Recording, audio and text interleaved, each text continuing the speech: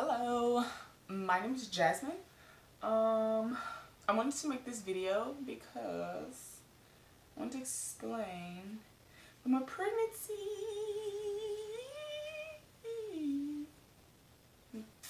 Sorry. I'm so excited though. I really wanted to make this video because I know before I got pregnant, when I was really trying, like really trying hard, I was looking for YouTube videos and forums and apps and just any information I could find anywhere to apply to my situation that would help me. So I kind of want to do the same for anybody out there who may have a similar situation or just can take one bit of information from me to maybe apply to themselves to get them just that much closer to getting pregnant. So I was on Depo birth control for about 5 or 6 years. When my husband and I kind of decided we wanted to have children, I stopped. I didn't go back for my shot, which was supposed to be October 2015 is when I was supposed to go get my next Depo. I didn't go back, and it took me about 7 to 8 months for my period to return. The whole time I was on Depo, I did not have a period. That was the only good thing about it. Just no period. Didn't have to worry about it at all. So when my period finally did come back, it was super sporadic. I would bleed for a month, spot for a month, maybe spot for a day. It was just all over the place. I would bleed, and then a week later I would bleed again. I would bleed, and in 2 months, I mean, it was just all over the place. So first I wanted to focus on regulating my period. So I did that. I think the supplement that helped me the most in regulating my period was Vitex or Chasteberry, if you will, same thing. And that was a supplement that I heavily relied on when I first kind of dove into fertility supplements and vitamins. So I took that along with a couple of other things. I did a fertility cleanse where, I mean, I did so many things I probably couldn't even remember, but the most consistent thing that I did do was take Vitex. So I had very irregular periods for about 6 or 7 months probably. And when they did kind of become more regular, then I tried to focus on ovulation. Okay, so my periods were probably about anywhere from the 26 to the 30-day range. But regular is considered if they don't vary for more than 4 days a cycle. Like if last month it was 28 days and this month it was 21 days. Like that's a little too far apart of a gap for it to be a normal cycle, if you will. So like I said, once I did get my periods under control, I focused on ovulation. I started to use the OPK kits, of course, ovulation predictor kits, with the lines at first. Those lines would have been the death of me because I didn't know if I had peed too much and maybe saw a line, or if I was just looking at the line that was behind the film that should show up if I was pregnant, or if I didn't pee on it enough, or wasn't there. It was too many variables for me. So I just got the ones with smiley face or no smiley face. So I did that for a while, and I didn't ovulate for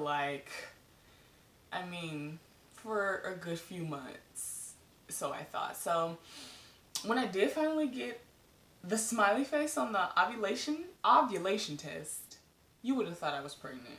The way I acted a fool. I was jumping up and down. You thought I won the lottery or was pregnant. One of the two. Neither. I just got a positive ovulation. But I was happy about that, and so I was timing sex according to when I was ovulating, and nothing, like, I hadn't gotten pregnant yet. So I was like, like, it's a lot going on. It's been a while. Let me go see my doctor. I went to go see my regular OB. She did kind of like a general checkup and blood test and determined that I was fine to go ahead and have a baby. But I went back just to kind of complain again and just say that it's been a long time, and you know, especially with how my periods were and how long it took me to ovulate, I just want to make sure everything's okay. So she suggested that I get an HSG done. And HSG is when they kind of stick a tube up your hoo-ha, and it's like a T-shaped thing, and it shoots out dye, and the dye is supposed to come out of your fallopian tubes to make sure that they're okay. No dye came out of my fallopian tubes. They were closed. So the lady said, who did my HSG, she was like, you can only have a baby by IVF. And I was like, okay. I broke down in tears. I was hysterical. So I went back to my OB, you know, we discussed the results, and she said that they were closed. So she referred me to a fertility specialist. I was just devastated to have to go to a fertility specialist. Never thought I would have to do that. But when I did speak with the fertility specialist, she assured me that it may not be as it seems. Meaning, yeah, when they did it, no dye came through and my fallopian tubes appeared to be closed, but how they were closed and where they were closed meant that it was probably a spasm. Meaning from when they did the HSG, my fallopian tube spasm, not allowing any dye to pour through. So that they weren't truly closed, but they just spasmed during the procedure. I was so hopeful that's what it was, but she wanted to repeat the test to make sure that's what it was. I never had the test repeated, so I didn't know. I was kind of just living blind, or walking blind, if you will, because I was still doing everything, trying to get pregnant, just not 100% knowing if my fallopian tubes were even open. I was just hoping and praying that they were. But she assured me that they should have been, because I had previously had a child. I have a 8-year-old son from a previous relationship. And she said that normally, if your fallopian tubes are closed, you probably don't have a previous child. And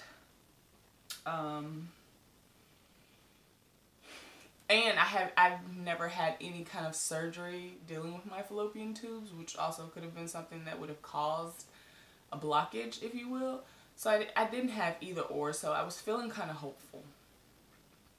So I stopped trying, because I knew if we did have to do IVF, we couldn't afford it right now, because we were in the process of trying to buy a house. So we were like, let's just put all this baby stuff on hold until we finish the house, because it was a lot of stress on its own. So we moved out of our rent house because we had a house under contract and getting ready to move. So we just moved in with my parents for the little buffer time that we were waiting, you know, for everything to close, the deal to close for our house. Everything did not go as planned. We lost earnest money. We didn't get the house, long story short. So we were at my parents', not in our own house, and still having to wait to get pregnant. Mind you, when my fertility doctor ran her personal blood work and such, she told me I had low ovarian reserve, meaning I didn't have a lot of eggs left to work with anyway. So that was just adding to already a bad situation. So we continued to look for a house, because that was when we were going to continue the baby stuff, was once we had bought our house and moved in. Found a house a little further away than we'd like to be from our area, but it was a lovely house, great price. So we had it under contract and everything was going smoothly. Got word that we were supposed to close on time with no hiccups. And we got our inspections and everything done. And two days before the option period ends, when you can back out and not lose any of your money, 2 days before that period ended is when, bam, I found out I was pregnant. So, oh, it's upside down. I'm pregnant. So mind you, I never went back for the second HSG to confirm that my fallopian tubes were open. So I wasn't even ever really sure that they were open. But they are, because I've already been to my fertility doctor. I've already gotten an ultrasound done. I've already had blood work. Like, everything is fine. And I pray that it continues to be fine. But I really just wanted to, I guess, give any kind of advice to anybody else out there. Like, focus on your reproductive health. I think that's the biggest advice that I can personally give for my situation is don't focus so much on having the baby. Focus on your reproductive health.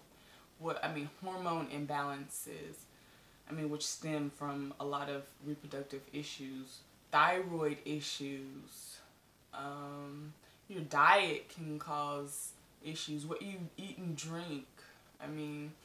It's a lot of stuff that you don't really think about that can cause issues. Really research your supplements. Like, Pre-Mama was a good one for me. Fertilade was good. Vitex was good. Those are the three that I really hold near and dear, and I really think had a lot to do with regulating me and kind of balancing my hormones. So yeah, I'm pregnant. I found out March 22nd. And by the way, I found out on March 22nd, and today is the 28th. And this little clear blue, it is still showing the pregnant word. It's been 6 days ago, and this is still